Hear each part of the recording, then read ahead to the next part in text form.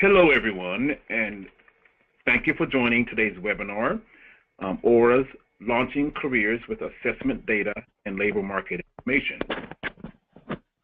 We are very happy to have expert presenters with us today that will discuss some important topics with you.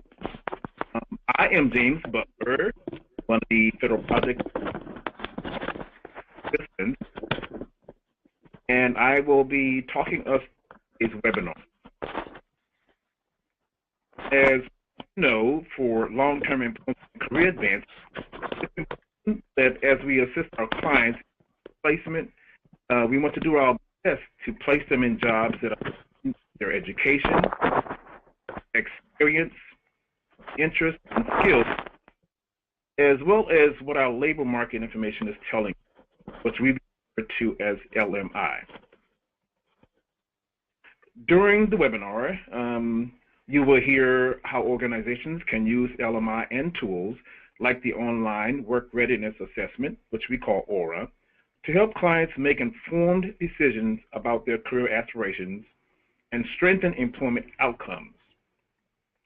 Before we move on, just a quick review on how to use the GoToWebinar. In your upper right corner of your screen is the control panel. You can minimize or enlarge the control panel by clicking on the orange arrow. By expanding the control panel, you can scroll to the bottom to type any questions you may have and provide responses to our polling questions. You can enter your questions throughout the webinar and indicate which speaker you'd like to address the question to as well. We will be monitoring your questions, and at the end of the webinar, we will address your questions as you enter them, and we'll try to answer as many of the questions or all of them as we have time for. If we don't get to your question, we will provide a Q&A on the Aura website in the video resource library, along with a transcript and audio recording of today's webinar.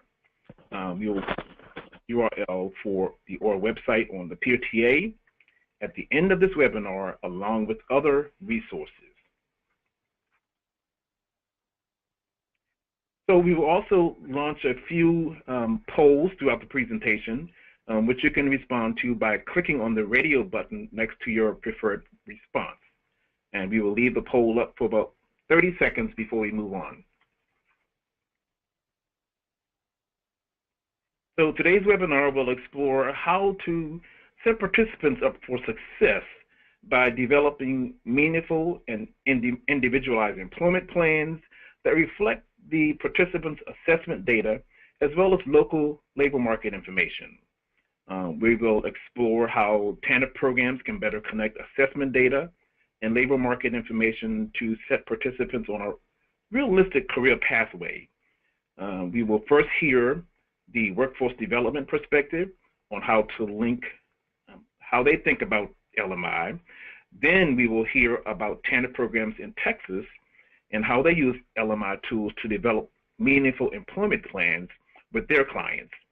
And then finally, we will wrap it up by hearing from Christina Tachico on how the Online Work Readiness tool combines both the comprehensive assessment data and the LMI employment projections into a single online that helps workers and clients develop a meaningful, individualized employment. So just a quick look at some of the objectives which we hope to accomplish today. We're going to talk about how LMI, in combination with assessment data, can inform employment planning. We're going to share some examples of how sites have used tools with LMI to better serve clients. We'll take a quick look at how the labor market and employment projections designed in Aura and the unique features of Aura. And then we'll look into some additional resources related to incorporating Aura into organizational assessments. We are very happy to have a variety of presenters with us today who will share with you some topics to guide us through our conversation today. Mariana Vega is an economist within the Labor Market and Career Information Department at the Texas Workforce Commission. Mariana has analyzed and disseminated labor market trends for about 14 years and currently manages the Dissemination and Outreach Unit of the Labor Market and Career Information Department. Mariana has traveled across Texas to workforce boards, business conferences, and chambers of commerce. Also joining us today is Patricia Martinez, who is the Director of Technical Assistance within the Workforce Development Division at the Texas Workforce Commission. Patricia oversees the staff responsible for technical assistance for TANF Choices, SNAP Employment and Training, Non-Custodial Parent Choices, WIOA, and childcare, and has been doing this work for over 30 years.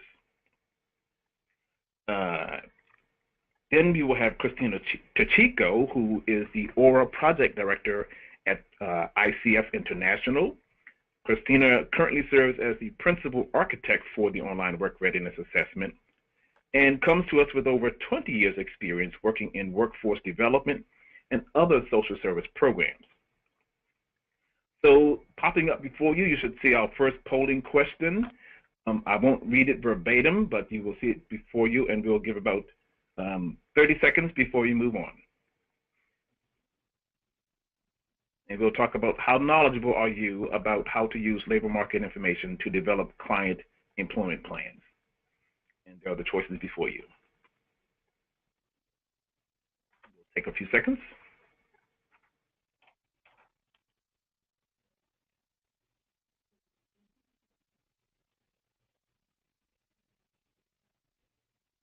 Okay, everyone, thank you for your responses. We really appreciate it. So now we're going to go ahead and move on to our first presenter, Mariana Vega, who will help us understand more about LMI and how it can be used. Mariana? Thank you very much. Yes, my name is Mariana Vega. I'm with the Labor Market and Career Information Department in Texas.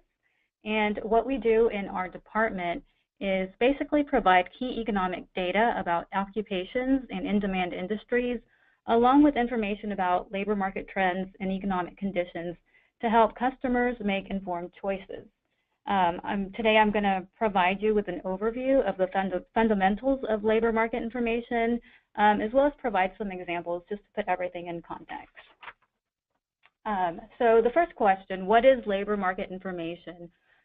It's data about employment by location and occupation, labor supply and demand, earnings, unemployment, and demographics of the labor force. So basically, the Bureau of Labor Statistics collects and analyzes statistical data about the labor market in the U.S., although state agencies do work with BLS to provide their own regional employment and wage data. Now, traditional LMI can be used to assess historic trends, the current state of, and future projections for specific occupations within your regional market. So why use labor market data? Well, there is a lot of different reasons to use it. Some are listed here on the slide, but mainly it's used to identify relevant employment and real-time labor market trends, as well as understand wage variation. Understanding and using this information does help prepare people for high-demand jobs. We find that really the key to success is understanding employer demand to take advantage of local training programs that are really driven by available jobs in the community, as well as employee skills and abilities and employer needs. You can use LMI data to answer a lot of questions. You can find out which industries employ people in specific occupations. You can see if there's going to be opportunities for you in a field that you're specifically considering or you're completing training for. A big question for a lot of people is, how much will I earn, or am I earning what I'm supposed to be earning? So we'll try to cover a little bit of that today. Next slide, please. Okay, thank you. Every state has a cooperative agreement with BLS to produce this data. I'm going to go over these types of data listed which are really main indicators of the health of the economy. All of these databases and tables and data that we're going to be covering today are available by subject at bls.gov. So I put the URL up there for you as a resource. And just remember that every state has an LMI shop. So we do encourage you to reach out for any data needs. Texas is broken up into workforce development board areas, and I think every state is. They might be called workforce investment areas, and that's where the boards are responsible, or part of the responsibility of the boards are to create plans which include high demand and targeted occupations for their specific region. So I would encourage everyone to not just reach out to their LMI shop, but also to reach out to your local workforce board as well. So to get into the actual data type, the first data type that we're going to be covering is the quarterly census of employment and wages, which we call the data universe.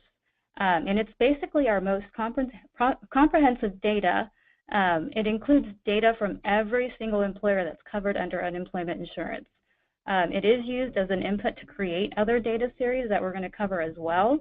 It is released on a quarterly basis, and basically what it is industry data. So it's industry data, and it includes wage and employment information for over 1,000 industries. It's information collected on every employer, again, that's covered under UI, and it is available for statewide MSAs, workforce development areas down to the county level. And this next slide is just an example of how we use QCW to look at industry employment trends. This is a map of Texas. It is divided up into 28 workforce boards. And this is the industries coded by color. And it'll show you what the #1 industry of employment was from 1990 to current year, 2016, the most current available. And we can see how the economy has changed, which is a big indicator of where we're heading to in the future as well. So as we can see, healthcare is the #1 industry of employment, is the fastest growing industry. And it's actually the case for pretty much every state in the nation, except for 3 states, which are Alaska, Hawaii, and Nevada. Their #1 industry is hospitality and tourism, obviously. I guess there's a poll next. Okay, so heading on to our next data type is the current employment statistics data type. Because QCEW does lag about 6 months, it takes us quite a bit of time to collect all that data on every employer. CES is available, and it's one of the most current or first available monthly economic indicators in order to evaluate the health of the U.S. economy. Each month, estimates are published on employment, hours, and earnings from the CES survey, which is an employer-based sample survey. And it is supplemented to include some non-covered employment like church and railroad employment. So estimates of employment, hours, and earnings are produced by industry as well. And the next slide is an example of the industry data that's available. So what this shows us is current industry employment growth. So as we can see in this slide, the service providing industries are the largest. Trade, transportation, utilities, and government do make up the largest industries. Some of the limitations of this data is that it's only available at the statewide and metro area. So you can't drill down to the county level like you can with QCEW. Nonetheless, it does give us a good understanding of what currently is happening in the economy and gives us an idea of trends as well. So next, we have the local area unemployment statistics. And these are current unemployment estimates that are produced from a household-based sample survey. They're released on a monthly basis and include data on the civilian labor force, the employed and unemployed, as well as what I think is the most recognized louse indicator, which is the unemployment rate. It is available at the statewide level, the metro areas, workforce development areas, down to the county level, and we also have cities as well, although in order for an unemployment rate to be created for a city, it does have to meet a population threshold of 25,000. Like with any other data, there is some limitations. There's no industry information, and the data is dependent on how people understand the main question that's asked to collect this information, which is, are you employed? So next we're going to cover occupational employment statistics. So the OES program basically takes the industry data that we just saw before, and it drills down to see the distribution of jobs by type of work. So this is where wages are produced for more than 800 occupations, and we have that data available by mean, median, and typical, entry, and experience level wages.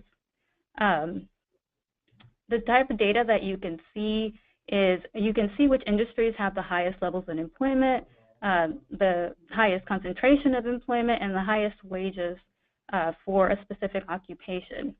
So a lot of questions can be answered with this type of data, and some of these are maybe how many people are employed in certain occupations, what industries employ more people in a certain occupation, and you can also get answers to your questions about earnings. You know, how much am I making? Is it a competitive wage? How does it compare to other states or other areas?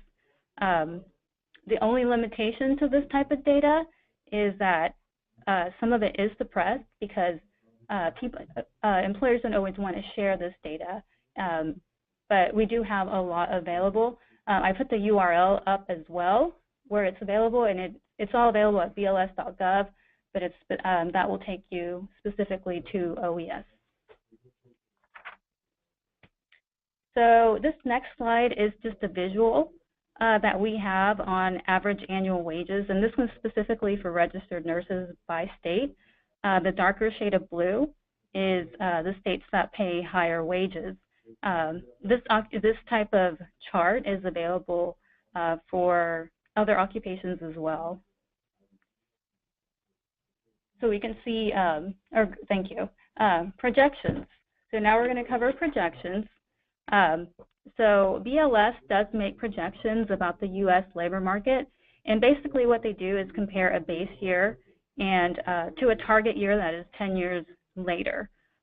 This can be really, really helpful as people plan careers, because you want to know what your chances are of finding a job after you go to school or undergo some kind of training. You can go to bls.gov and you can find projections available for 2016 to 2026 right now. Keep in mind, though, that BLS does not make projections on a state or local level. That is left up to each individual state. But they do have a different website where you can find those state projections, and that's projectioncentral.com. Right now for the states, projections are available for 2014 to 2024, and they're available for every state and also workforce development areas. So here, our next slide, we can see, this is just an example of projections. We can see the fastest growing occupations for Texas, and we did pair it with average wages just to show you an example. You can see occupational therapy assistants, nurse, a lot of health jobs are up there right now.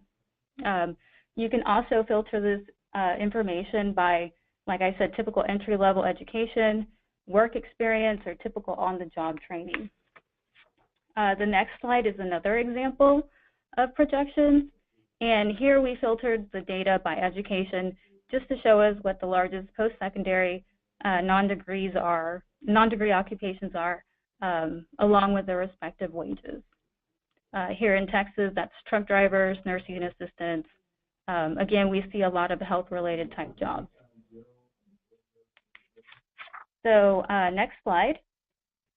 We also use job postings.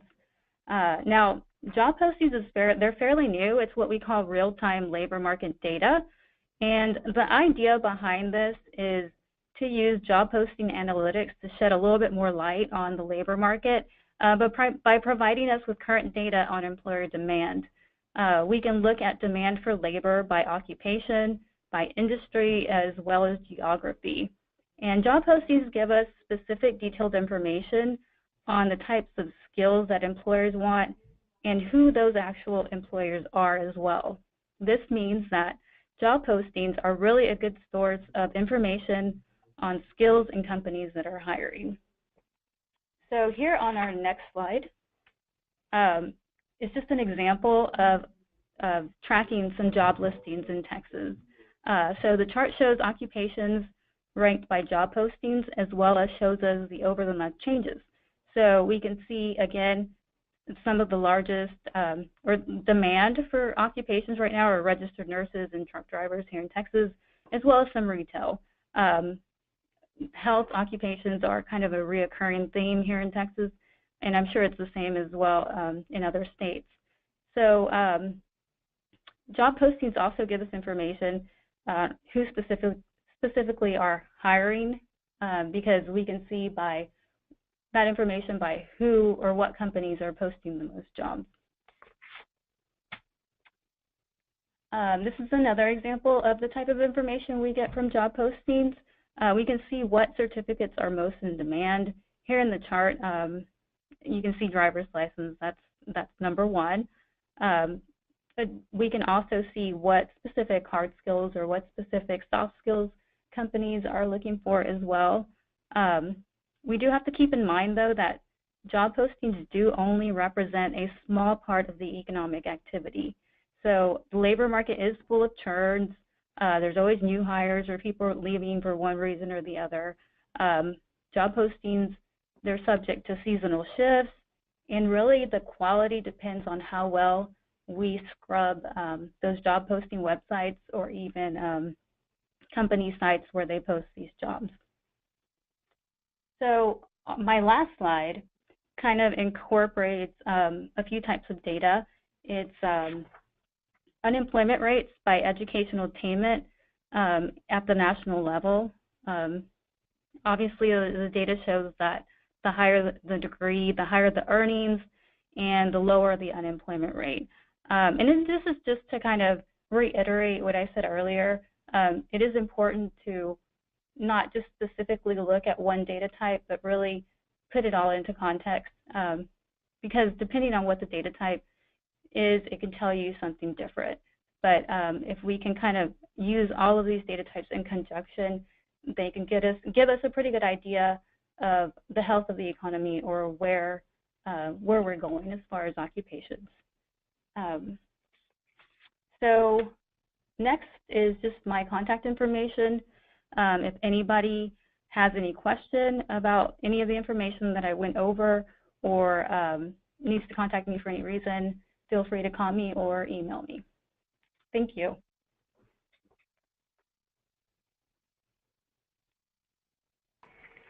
Thank you, Mariana, and thank you. Information. So before you now, you will see our second polling question, and if you could respond to that one. How helpful would it be for your organizations to be able to develop career pathways for clients based on their experiences, interests, and LMI? And we'll hold it on the screen for you for just about 30 seconds before you move on to our next presenter.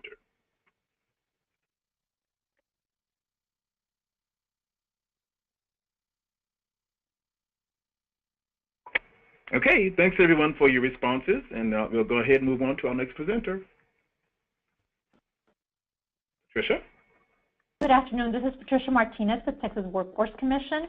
I wanted to talk to you a little bit about how we use LMI in our workforce development board areas. As Mariana said earlier, we do have, Texas is divided into workforce development board areas, 28 workforce development board areas to be exact. And also Texas is a work-first state. If you can go on to the next slide, please. Thank you. Texas is a workforce state, which means that we want to help our customers, our TANF customers, and all of our customers that come in looking for employment to get the best job with the current skills that they have now, and then look at the future and say, okay, what is it that you can do to keep growing in the field that interests you? So it's very important for us to have a one-on-one assessment with our case manager and our customer to see what kind of skills, interests, and knowledge and abilities they currently have, and what are they interested in, to see what we can help develop for them in the future. We look towards our past experience and the skills they have so that we can build on that and lead toward a better career for them and better earnings for them. So that is very important for us to use LMI information to help us make informed decisions and help them make informed decisions of where they want to go. We are able to use in Texas additional funding through our other funding sources, for example, WIOA. So we might be able to get them a current job right now with the skills that they have, but then guide them in a direction of where they want to go in the future, and maybe help them with training assistance and things like that based on what it is that they decide to do based on the LMI information and what is really out there available for them. If you can go ahead and go to the next slide. One LMI can be used for our clients to help them get information and get the facts so that they know exactly where they want to go. I have some examples of some websites that our case managers use with our customers when they're developing their plans and looking towards what they want to do in the future. For example, Texas Career Check is actually an assessment education exploration tool. It helps explore career options. What are the hot jobs available for them right now? Like I said earlier, Texas has 28 board areas, and some of our customers are very mobile, and they might want to know, okay, I know that there might not be the jobs that I want here locally, but I want to move to Houston where there's a different targeted industry or hot jobs there that I am interested in. So we want to make sure that we get them all the information that they have that they need to make those decisions. And that's where Help Wanted Online, I'm still in the state, yes. That's where Help Wanted Online comes in, where they tell that is real time what actual occupations are available by demand for labor, by occupation, by industry, and by geography. So if I want to go into, I don't know, let's say the oil industry, since I'm talking about Houston right now, I can see exactly what type of jobs are available in Houston in the field that I want to go into. And then Texas Wages just gives us some information on typical wages for a specific industry, either by entry level, so I can see, okay, with the skills that I have now, this is what I am I can expect to earn, and as I get more experience, get more training, this is where I can end up. And these websites are not just for our customers, but we encourage all of our customers to share that with their families so that they can also get access to that, and they are available online for anybody. And also they are bookmarked in our workforce one-stop centers, which are in our resource room that is available to our universal customers, along with other LMI tools and websites that they can the family can take advantage and access. And if you want to go on to the next one, please. As far as building partnership, LMI is also used to build a partnership with potential employers, educational institutions in order to increase opportunities for our customers. For example, in our workforce centers, we do have employer services staff, we have job development staff, and we have staff that focuses on apprenticeships throughout the state so that we can make sure that we are providing what we need for our customers and in order to be able to help them get the jobs that are available for them and fill what the employer is in need of workers right now. So our case managers say, okay, we have in capital area, which is the Austin area, this is our TANF population, this is the number, this is their education, this is the skills that they have, what employers are out there that we can match to help them get employment right now in the areas that they are interested in, and what career growth is there for them as well. We also bring partners to our TANF customers actually on at our workforce centers. A lot of workforce centers do a lot of job and educational fairs at the workforce centers to provide our TANF customers actual information of what job opportunities are available for them and also educational opportunities for them. They do a lot of mock interviews, whether it be via Skype or actually there at the center. Sometimes employers also do participate in those mock interviews and help interview our customers and provide feedback. So that's also very important in building partnerships. Next slide, please. In Texas, we measure our outcomes as far as success in entered employment and retention. And this is an example of our performance monthly report for August 2017. Our entered employment for the TANF population is at 83.91%, and employment retention is at 77.87%. These are reported wages. There is a lag time, like what Mariana had said earlier, anywhere from 6 to 9 months because they are reported by the employers, and that is what counts towards entered employment and retention. Entered employment is counted if they have wages second quarter after they exit or close from our services, and retention is actually the fourth quarter after exit. Next slide. And then you just have my contact information. Like I said, I am the director for the Technical Assistance Department here in Texas, and our staff provides actual assistance to all the workforce board areas in all the different programs, and it inclusive of LMI, how to use LMI to develop thorough plans. If you have any questions, you can email me or call me directly. Thank you so much, Patricia. So we're going to go ahead now and hear from our last presenter, Christina Techico, who's going to share how the Aura tool links the work experiences and career interests of individuals with LMI to strengthen the client pathways towards self-sufficiency. Christina, you have the floor. Thank you, James. Hello, everyone. So next slide. So you've now heard from Mariana and Patricia about how to think about LMI and some of the LMI tools that's available to help with employment planning. What I'm going to talk about now is how the online work readiness assessment tool, referred to as Aura, combines a comprehensive assessment tool with labor market information to generate an individualized, meaningful employment plan for participants. Next slide. We all know that former welfare recipients who started their jobs earning in the second to bottom quintile are 63% more likely to still be employed after 2 years as those who started in the bottom quintile. Finding better quality jobs improve a client's ability to stay employed and develop on-the-job skills. With that in mind, Aura was designed to make it easier for workers to connect TANF participants to better quality jobs with higher earnings. In addition to connecting assessment data and LMI for employment planning, Aura also generates referrals for participants to address any potential employment barriers that were identified through the assessment process. If you think about it, Aura is really the assessment before you use the LMI so that you can really align the skills, the strengths, and any potential barrier, really align the skills and strengths of your clients, address any of the barriers, provide them the supportive services, and then connect all of that information with LMI information so that you can truly put them into the pathway for self-sufficiency. So a little bit about Aura. Aura was initiated in the field starting with Maryland. It's a tool that's been made publicly available by the Office of Family Assistance. It is an online comprehensive assessment screening tool. It is very much reflective of lessons learned and was heavily piloted in the field, both in urban and rural and in tribal communities. As I mentioned, it is online. It's a suite of resources and tools and assessments that have been merged into a single tool. There are 5 quote-unquote modules: intake, assessment, self-sufficiency planning, labor market information, employment projections, which is what we're focusing on today, and reporting. It is a strength-based tool. It's very much focused on strengths.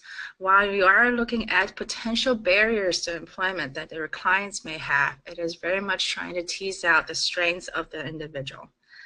It is meant to be used by caseworkers with their clients. It is a standalone tool, but it also has the ability to connect with eligibility systems as well as with case management systems. It allows caseworkers to establish action steps and referrals to work activities and supportive services for clients. Next slide. I wanted to give you a little bit of a schema of how the tool works and how each of the fields are connected. So this schema shows how Aura can be integrated into different aspects of business processing from intake through reporting. If you start on the top, it starts with reception. After program screening and eligibility determination, you go into the demographics part of the tool, which is, if you think about it, household composition, information, address of the individual. Then goes to the heart of the tool, which is assessment. And that's where you have across multiple domains: health, substance abuse, mental health, transportation, parenting, child care, and relationships. Then all that takes into the self-sufficiency planning, which is where you're taking the summary of their strengths and their barriers. You're addressing that through the barrier reduction, through employment and training plan, but you're also taking the labor market information. That's basically information that's customized for the individual, and together you create that self-sufficiency plan.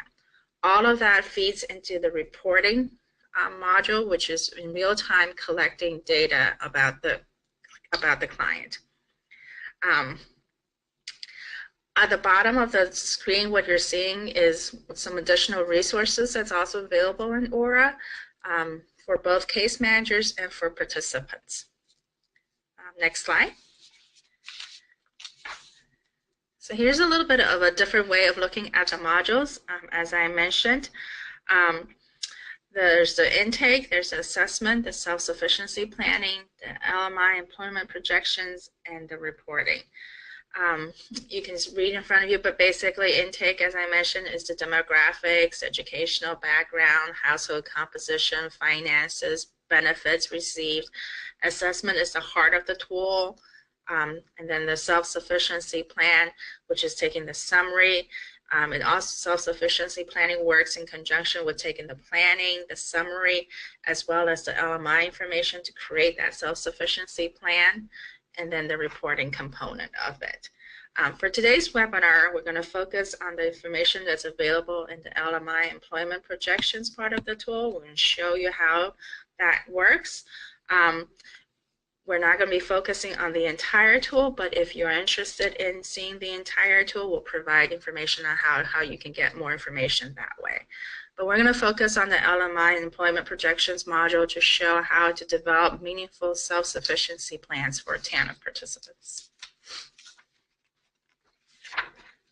So what makes up the employment, when we talk about the employment projections and how that works in the tool, what the tool is doing on the back end, it's taking information that the customer has completed in the employment section, specifically any legal barriers, their work experience, their career interests, their work interests, as well as any task preferences.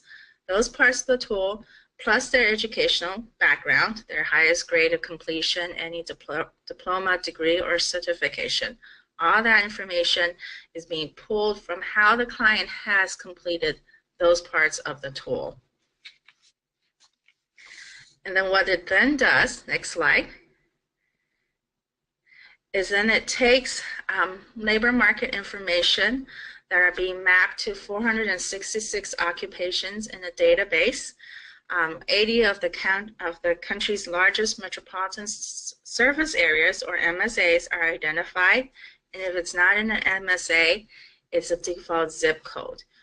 So the information is housed in the database for all these occupations, and you drill it down to the MSA or to the zip code. All that combines together to form the employment projections section. So basically it's taking how the client has responded to those sections in the previous slide, the data that's available on labor market information for these 466 occupations down to the MSA areas. So we're going to show you how all that works together and actually take you into the tool. We'll show you a little bit of how that works, and then again, like I said, how all that information comes together. Next slide. So this is a little bit of actually going into the tool. As I mentioned, It is a web-based tool, so caseworkers are completing this. If you can see, it's a little hard to see in the screenshot, but if you see on your left-hand side of the screen, those are the domains that's being asked in the tool. Everything from employment, education, housing, transportation, general health, mental health, substance use, domestic violence, pregnancy, child care and parenting, and relationships. All that are the different components of the tool, and that's the information that the caseworker is completing with the client using concepts of motivational interviewing and rapport building. So all that is part of the assessment and what the information is being collected. Next slide. What comes out of that, as I had shown in the schema as well as in the chart, is the self-sufficiency plan. So it starts off with summarizing the strengths of the individual. Remember, this is a strength-based tool, so it's summarizing the strengths of the individual. In this demo test case that we have here, it's highlighting that the client has had some, has had the following jobs, has some work interests. So it goes into the strengths. Next slide. Then it goes into the barriers, potential barriers, again, based on how the client has responded. So here's some potential barriers that the client will have. So as a caseworker, I now have an understanding of where my client's strengths are. What are some of the barriers that I should address? Probably should address some of their transportation. Maybe I need to go make referrals to Vogue Rehab for learning disabilities. Need to address the substance use challenge. So I have some challenges and barriers I need to address, but I also know what my client's strengths are. And then what I then do is then I take all that information, I understand where my client's interests are. So in the next slide, I then run the employment projections part for my client. So based on where my client are, I can click on the employment projections. Next, sorry. And I run this report. Now this report is very much for my client, based on how my client has responded. I run this report and I can see where some of the potential opportunities for my clients are. This is based on anticipated future economic conditions for 2015 to 2020. We update this data every 2 years, and the last update was in January of 2016, which is why we have the 2015 data. We will update this again in January of 2018. But what it shows is it tells me, based on how my client has responded, remember their work interests, their career interests, their employment history, their educational background, and their legal, any legal challenges. Here's are some opportunities for my client. So my client has probably indicated that there's some interest in the hospitality industry, there's some interest in the manufacturing industry. So these are some employment opportunities that's been identified. It tells, as a caseworker, it tells me what those are. It tells me what the projected openings are. It tells me what the educational level is. And it starts from everything from a less than a high school diploma to a bachelor's degree and above. It tells me if there's any on-the-job training that's part of this. And it also tells me what the median salary is. So I can use this information to work with my client. Remember, all these figures represents a snapshot in time, and it can fluctuate with unforeseen events that may impact the economy. But I take all of this information and I begin to develop that self-sufficiency plan for my client. So again, I remember all of their strengths and their barriers. I have an image of the employment projections and what's available in my area for my client. And I begin to create that self-sufficiency plan. I begin to make recommendations for addressing their employment, for addressing their barrier reduction. And what I can do in the tool is create action steps. So the next slide. So I can create action steps. I can make referrals for supportive services. I can make referrals for additional training that's needed. or further education. My client does not have a high school diploma. I can make referrals for GED. So I'm really taking the assessment information, I'm taking the employment projection, labor market information, and really being able to create action steps for my clients. And the next slide shows an example of a self-sufficiency plan that gets created with the action steps. So in this test case, my client is not currently working. So I've created different action steps, and it shows. This self-sufficiency plan becomes part of a document, a living document between my client and myself. There's a place where the client can sign. There's a place where I can sign. So if you think of it, it's almost a contract with the client. It really helps to put the ownership on the client, and we've seen this from the field where it really puts a lot of ownership in the client's hands, and they feel that they have a part in their own pathway to self-sufficiency and in finding employment.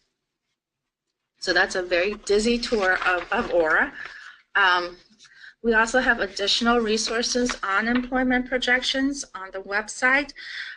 So that website, you can get more information on the tool itself, but also this unemployment projections information. We have a trifold in there that explains more about labor market information, how to use labor market information to develop an employment plan very specific for Aura, ideas for strengthening program services and community partnerships, and just some additional resources.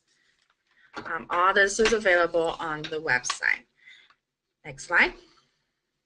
If you're interested in learning more about the tool and actually seeing other parts of the tool, you can contact the help desk or go to the website. You'll be able to also be able to read about some stories of how lessons learned from other places that are using the tool and how they have what are some of their lessons learned as well. With that, I will turn this back to James. Thank you so much, Christina. And within a second or so, you should see our, well, you do already, our third polling question come up, which is, how could you start using LMI to better serve clients? And we're going to ask that you, this is going to be a response that you'll have to type in, so you'll need to type your question into the chat box. And we'll give you about 30 seconds or so to respond to that before we move forward.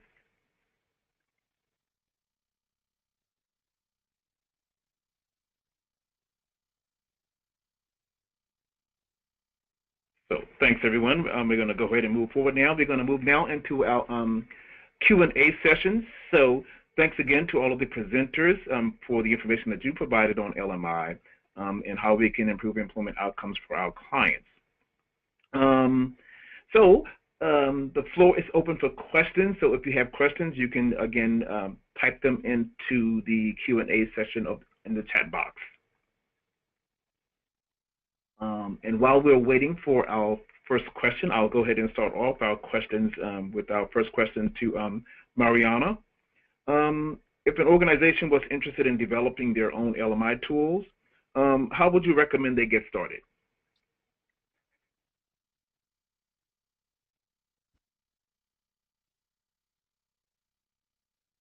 Can you hear me okay? Yes, we can now. Okay, thank you. So how would you get started if you're interested in opening your or developing your own LMI tools? Well, you would need access to data, and it is free. It's available at bls.gov. If you want specific, more specific regional data directly from your LMI department, it should be available for free as well. I would definitely contact the LMI shop in your state. If for any reason you do need data that has confidential information, you will need to go through like an open records department and sign some sort of MOU or confidentiality agreement that says you're not going to divulge any confidential information. It is an agreement that we all agree to, and that's kind of the reason why companies continue to give us like all this information that we do have. Thanks, Mariana. Jennifer, are there any questions posted yet? Sure. We actually have a few questions specific to Aura. So, Christina, the first question is, can Aura be used with participants that English is not their first language, or if they do not know English at all? And Sure. it looks like, oh, go ahead. Thank you. Oh, it's okay. So we have heard of Aura being used with participants in other languages, either through a standardized translation or using a language line, or we've also heard of places that leverage native speakers as well. Thank you. And we had a lot of questions about how do we learn more about Aura and whether or not it would be a good fit for our program. And so just as a reminder, you can visit the website that was shared earlier, and we'll share it again at the end of this webinar, as well as reach out to the help desk. And that information will be, I believe, on the last slide of our webinar today. And then, James, we do have a few other questions. Would you like me to go ahead and start asking them? Yes, please. Okay, so Patricia, you had mentioned that you help oversee the training and technical assistance within your department, and we're just curious about the type of training that's been made available to Texas TANF programs to teach them actually how to use the LMI in their employment planning. Yes, my department, we have staff dedicated for each workforce development board area. For example, one staff member might have 4 or 5 workforce development board areas, and they have a specific contact, and they work with them every single month to see what their needs are. So if they need targeted, what we call targeted training, which is when our staff will go out there specifically to do a demonstration, and as far as centering around LMI, it would be how to develop and how to get a good employment plan for our customer. So LMI will be used at that targeted training session as one of the tools for our case managers to use. And it's developed specifically customized for that board area and their needs. Great. Thank you, Patricia. And I think this might be for maybe Mariana, but Patricia, this may be helpful for you to weigh in on as well. We have a question: how can workforce development boards better coordinate LMI and job training services that county welfare to work programs cannot pay for? So I think what I'm hearing is, how do we leverage those existing resources and coordinate that for the welfare to work programs? So I don't deal directly with that program. I know there's, like, the agency does offer different grants and money to supplement training costs, because we do know, depending on the area, they might not have, or the money might not be available, the funds might not be available. So the only thing I can suggest is look towards, like here at the Texas Workforce Commission. I mean, we always suggest people apply for these types of grants in order to be able to provide that training to their customers. So I imagine it's similar in other states, that there is money available for that type of training. It's just a matter of asking. And I don't know if, Patricia, you can offer any additional information on that part. And as I stated on during my presentation, we do have, because Texas has all the various workforce programs, WIOA, TAA, the Choices, the SNAP ENT program, that we provide direct services to our customers in the board areas. We do have various funding streams available that case manager might say, okay, well, you're a TANF customer enrolled in our Choices program, but you are interested and you need maybe to start your nursing program. You're already at that level where we can help you, but TANF funding cannot help you, but WIOA funding can assist you with that. So we do leverage the different funding sources that we have in Texas available to our different board areas. And then different board areas also apply and develop partnerships within their local workforce development board area. For example, here in Austin, we have the Capital Board area, and they have different grants that they've applied through in coordination and partnership with the city, Goodwill Industries, that they have access to additional training funds that are available for their TANF or other customers that they may access without having to use TANF actual funding for those trainings. Great, thank you, Patricia. And a follow-up question to the training and technical assistance is that what challenges, if any, have TANF programs within Texas experienced utilizing the LMI tools for employment planning? So as you're going around and you're developing and delivering training and technical assistance, what are some of the common barriers, so to speak, with TANF workers being able to access and utilize the LMI for their employment planning? I think key is to make sure that all our case managers that work directly with our customers understand and are able to navigate through all the different LMI tools. And we have a great LMI department, like you saw through Mariana. It has a lot of information, a lot of websites that we can access.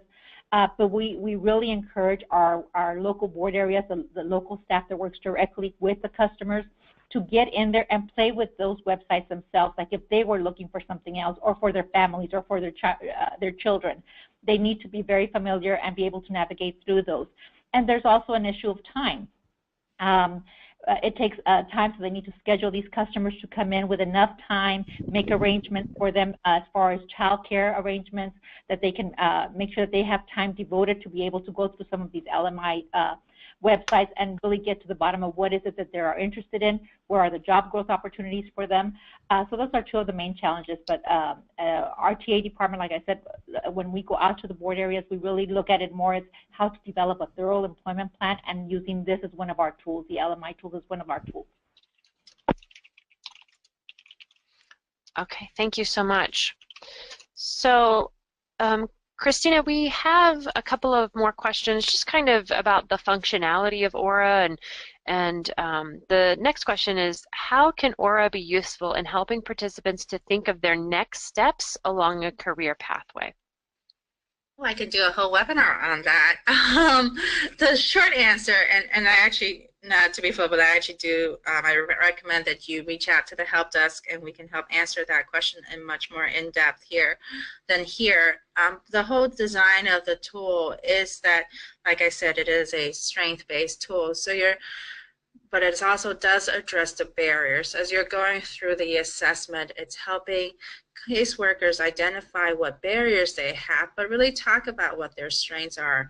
And then it really helps to facilitate that conversation between the caseworker and the client, and using the LMI information, make those recommendations and action steps for that. But that's just kind of a short answer, but really visit the help desk, call the help desk, email the help desk, and we'll be able to provide you with much more information.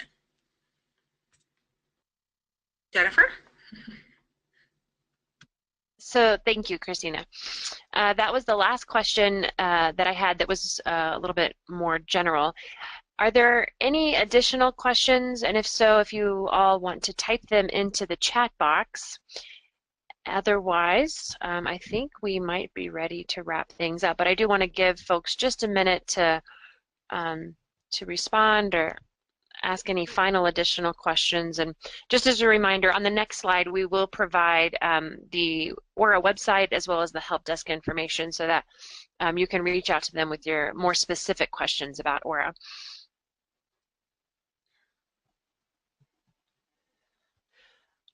All right, so we do have one additional question, and specifically it's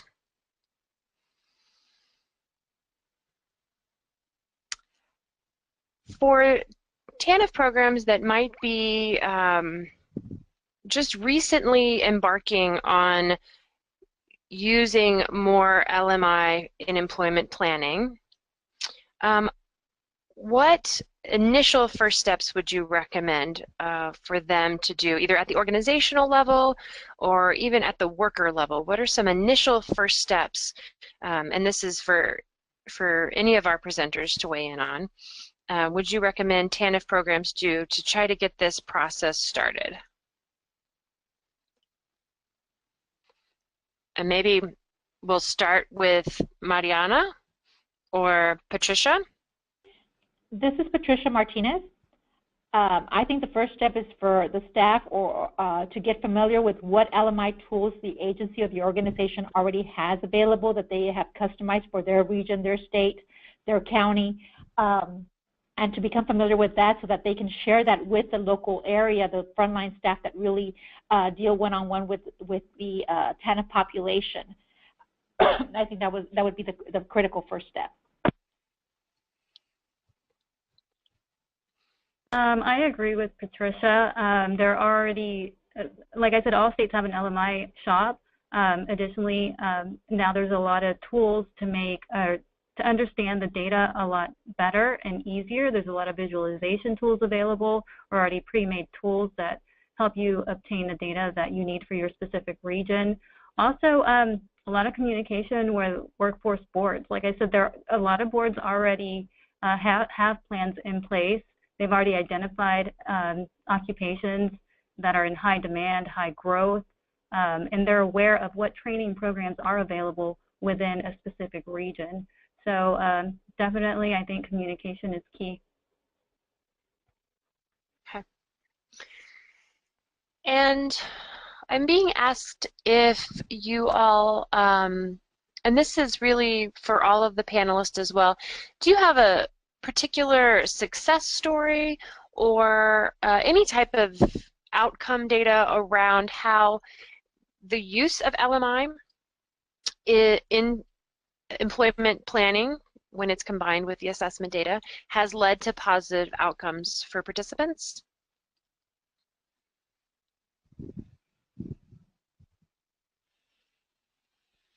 This is Patricia Martinez. We don't have, or at least at my level, I'm sure at the local workforce development board area level, they do have specific success stories that they can cite. But at this time, I don't have any that I can cite. But I can tell you that if you don't have a good plan to begin with, a good foundation, then the outcome might take longer or might not be as positive as a success as we want it to be.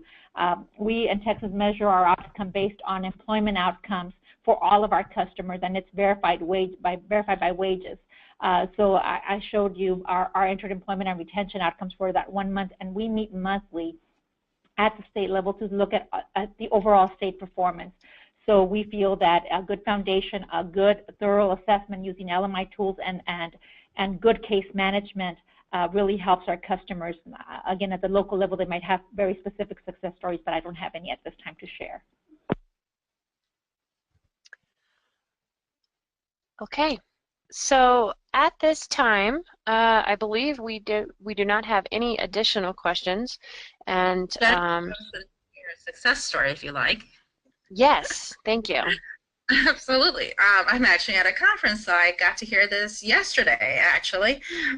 So there was a particular client who has been on public assistance for a while now, and she has a lot of behavioral and mental health barriers and challenges, and she's gone through several caseworkers, as they've shared, but she was about to be sanctioned, and so she actually came in and they did an ORA appraisal assessment on her, and it just, as they say, I was told, the stars seem to have aligned. From what she says is that the appointment changed my life. My caseworker asked questions that I have never been asked before, and I realized I needed to make a change. And the assessment forced me to admit my problems and get the help that I needed. So together with my caseworker, I addressed the barriers and my challenges that I needed, the supportive services I need. I got additional training, and then we looked at what was available. Here's the LMI piece. I looked at what was available in my area, and I was told she is still employed. She's actually a warehouse manager now for Amazon. So that's fresh from the press as of yesterday. That's a great example. And Christina, you know, Patricia mentioned about the importance of quality case management in addition to combining assessment data and LMI. And so I have a question on the floor where we would love to hear a little bit more about, and I think you can speak to this, about some of the case management tools for example, motivational interviewing, that can really kind of strengthen a worker's ability to use the assessment data and the employment projections to help identify existing and or new job opportunities that the participant might be interested in. Right, absolutely. So while the tool is just a tool, and we really stress that, it's the importance of building that. The tool is meant to help build that relationship, facilitate that relationship between the case manager and the client. And we've heard from the field that it does help do that. It helps the case managers to see clients in a much more holistic way. It helps clients to take on more ownership, like the success story I just shared. And so it really does drive, you mentioned, it really does drive on the importance of motivational interviewing, and really does drive building that rapport with their clients. And looking at the whole assessment process as a strength-based process. It is not about, let's just tell me about all your barriers, tell me about all your challenges, but really teasing out the strengths of the individual. What are you good at? What do you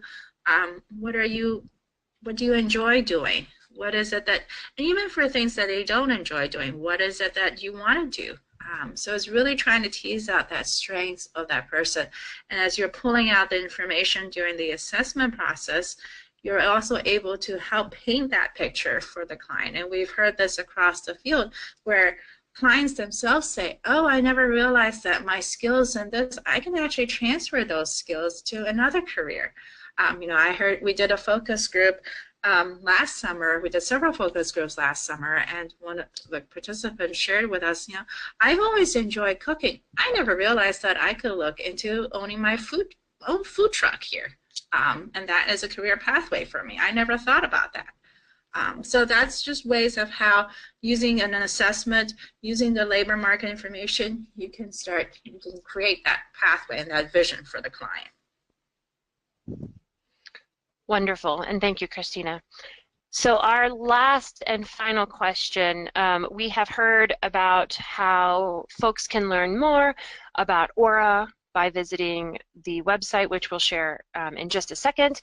And we've also heard about the resources available through the Bureau of Labor Statistics website. And so this question is now open to all of our panelists. Are there any additional resources that you would suggest or recommend to help TANF programs get started on incorporating LMI and assessment data into their employment planning?